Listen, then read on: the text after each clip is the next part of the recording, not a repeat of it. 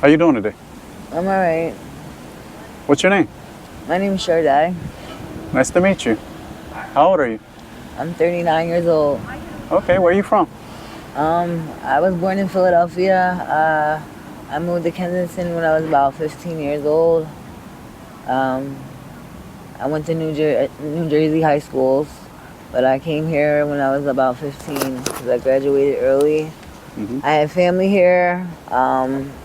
I wasn't always, into the outside life. I worked and everything like that.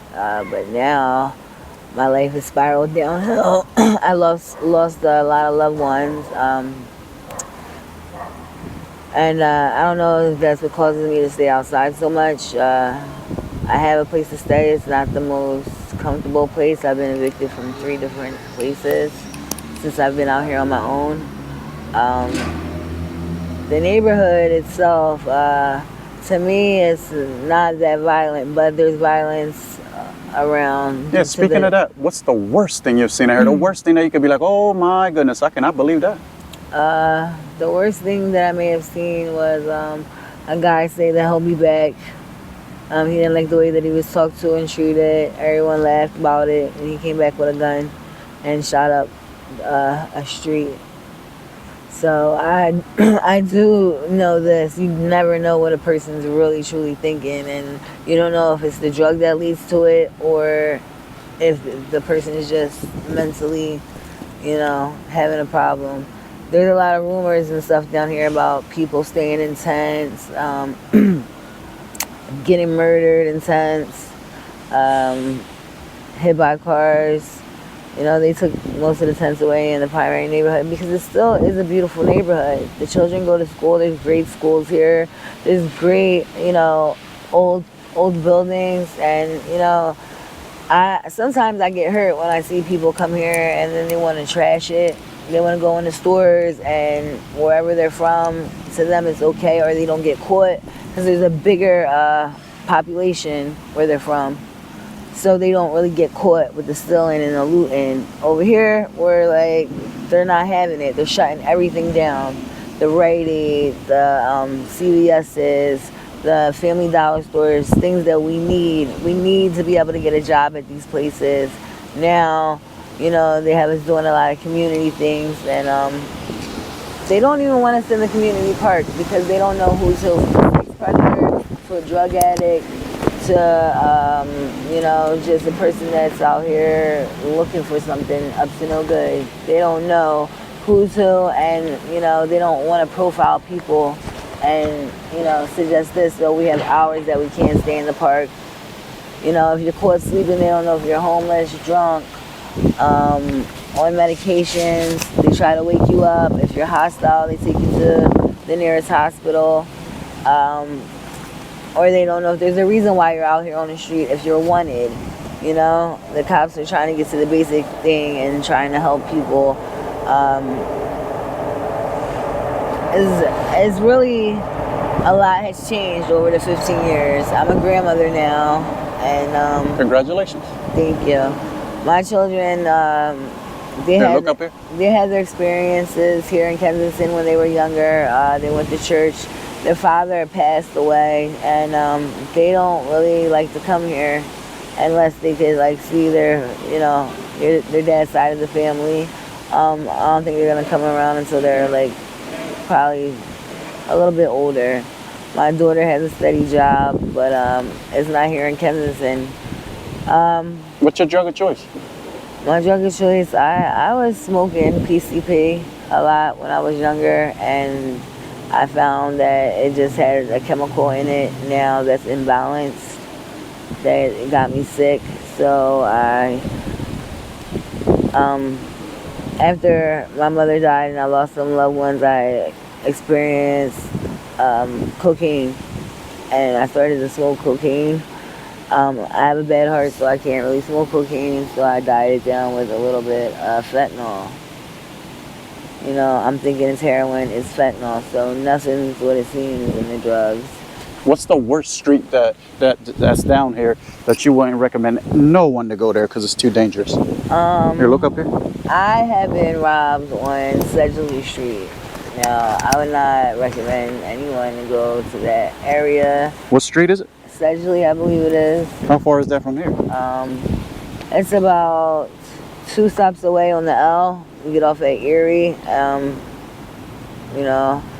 I couldn't even get out the car. A girl was looking to roll on me. They got pimps out there. You can't do anything like they ask for a dollar bill. They're snatching it.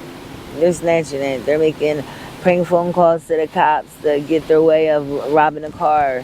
They have cars out there that are burnt up that they're just living and doing dates out of. I'm walking down the street getting a pack of cigarettes from the store. They robbed the whole damn purse.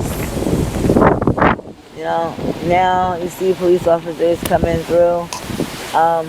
You don't have to be afraid to talk to the police officer and just think that the police officer is going to choke you up, but don't go up to the police officer under the influence because they have to do their job. Are there corrupt cops out here? I haven't met any corrupt cops. Like, you get in what you put in. They're getting called names and then they don't know. I've heard that there's corrupt cops, but you hear so many stories. You hear that girls are saying that they're dating cops, which I don't think that the police officer has the time or whatever to be doing dates. Their uniform is pretty tight to be trying to take off. So I don't believe half of the stuff that the people say around here. You believe what you see. And I just want to know why, everyone says that they hate Kensington and, they're on so much drugs and the drugs are so high in their neighborhood. And, I've seen people from New York get stranded here. They're coming out here to steal. They've heard how, in Kensington you just steal and they just up and shut down the stores. No, they do take your face. They do try to stop it, but it's against the law for a security officer to hit somebody. And not only that, these people that are going in there are taking Narcan, spraying employees. They're basically a germ and an infection to the employee. So it's like they wash their hands of it. What's good about Kensington and what's bad? Name one thing that's good and what's bad. One thing that's bad. I think what's good is that the community people, they are not violent, but they will not put up with violence either. They're like, hey, you wanna come enter here? You wanna come and disrespect this? Well, we'll beat the shit out of you till the cops get here, but we won't kill you. And not only that, they're there for you. Like, you can knock on your neighbor's door. If they see you thirsty, they will give you something to drink. It's to the point where the cops tell them to stop because the cops don't want them to be disrespected. Like, hey, here's a cup of juice. The neighbor's giving it to you, and then you got a drunk fiend throws it in the neighbor's face. Like, that's not right. Like, there's days like that, and then by the time the cops get there, the cop can say, well, you offered the person the juice, I think that it's beautiful, it's colonial. I think that in the end it'll all go back to the children. I think the children are blindsiding what they see because it's bigger everywhere. In West Philly, you can open up a door, trash will fall out from the freaking 3rd story floor, South Philly doesn't seem to be that bad. So what's bad? I think what's bad is that the people that are using the needles are making it. And I don't want to be hated by the people that use needles. My mom used needles. I have friends that use needles. But you need to throw them away. It's paraphernalia that can cause infections. Children don't need to pick them up. Children, it's any paraphernalia. Any paraphernalia should be thrown away. And I don't think that we would have this problem, this epidemic. It's like whoever's coming from somewhere and they're not getting their way, they're taking needles, opening them, I've seen it, and just throwing it.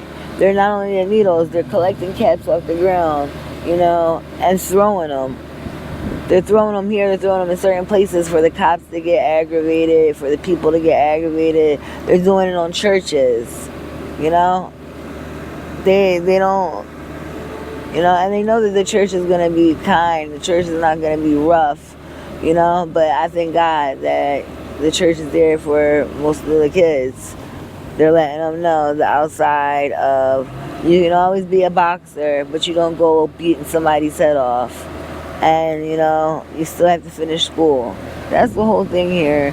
What would you say to people that look down on drug addicts? What would you say to them right now? If you could look right here in the camera, what would you say to them? What I would say to people that look down on drug addicts is, you have to. I don't think that you have to like them. I think that you can look down on them as much as you want. But think of how it feels for someone to be looking down on you for something that you're doing, gambling, overeating, talking about people behind their back.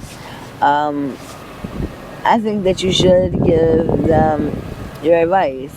If they don't like it, say stay away from me. If you're going to deal with a person that is a drug addict, give them your best advice.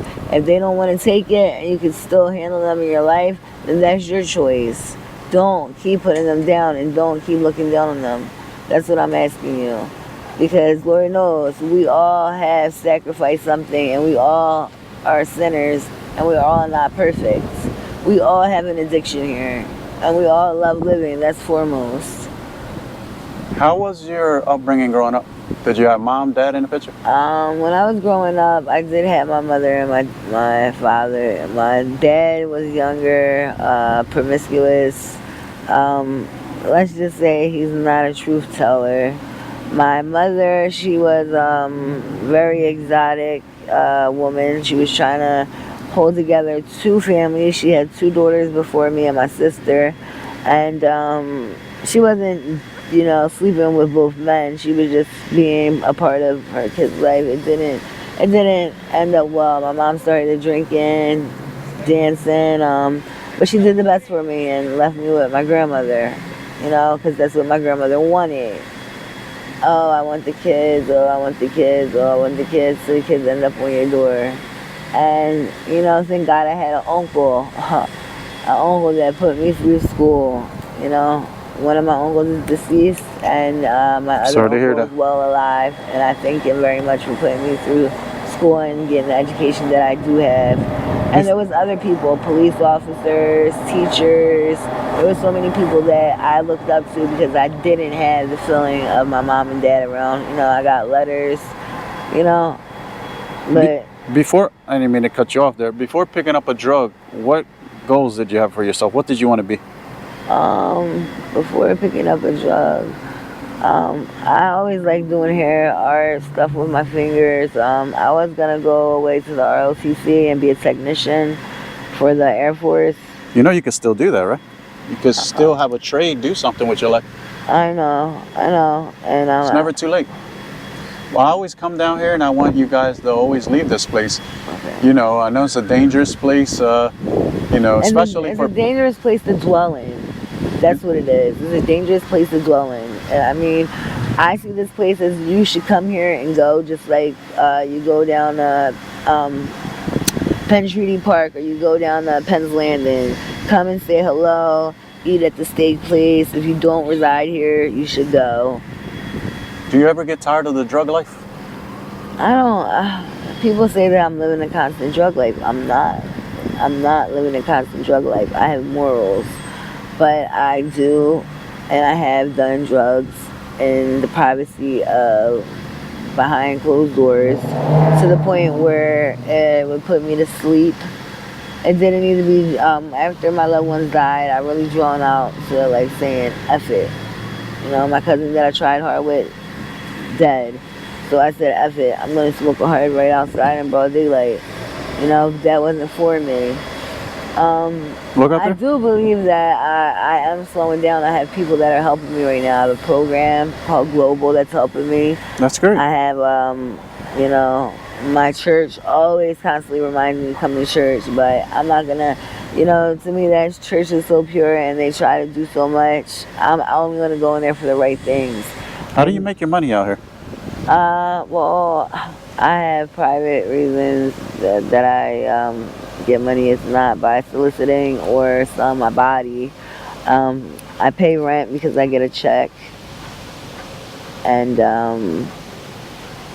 I got that after my job shut down at Pathmark, and that doesn't fully help me all year. And I get food, I mean all month, I get food stamps. Have you ever picked a needle off the ground and used it? I don't use needles. I smoke. So, have you ever ate out of the trash can? I had picked up needles to clean them up. You take them where? To the needle exchange area? If I can't make it to the needle exchange, they go inside a plastic bottle and go in the trash. Cause I'm not, you know, the elderly are just important to me as children. Have you ever ate out of the trash can out here? I ate off of the ground, not in the trash can. Off the ground? Okay. Where do you sleep out here? If I fall asleep out here, I fall asleep. I try to fall asleep 50 feet away from my house. And where do you get your meals out here? I have an eating disorder, so I accept the food that's out here. If I know the person that made the rice and beans, I'll eat them. If I don't, I don't. What do you mean eating disorder? Like what exactly? I have an eating disorder where I like to prepare my own food. I see. I like to have it prepared by a family member, someone that I know. Like there's a store. I can't wait to get a sandwich from there. Like I have a little pet peeve.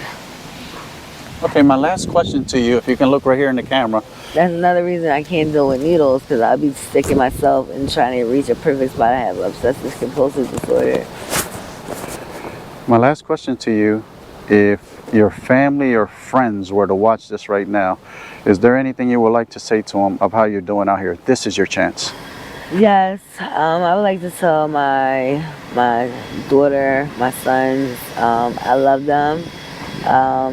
I'm glad that you're getting through school. I'm glad that, you know, you can see the side of your mother that is always going to be your mother. And I'm glad that you guys are there for me. I want to say thank you to my sister. She's tried to be there for me. She doesn't fully understand how she could come out of an addiction, and she feels like I fell into an addiction. I just want to say to my grandmother, I'll be over there to see you, Nana. I'm just giving you a little break because, you know, when you asked me, was I crazy, was I high, I shouldn't have said yes. I should have known that was a southern joke when you're saying, damn, why'd you do that? Are you high? I shouldn't have really thought you were asking me was I high because, you know, you're my grandmother. But I love you, Nana. Okay. And I love you, Dad. All right, I want to thank you for your time. Is it okay if I can upload this video to YouTube to raise awareness of what's going on in Kensington? Yes, it is. Thank you very much. God bless.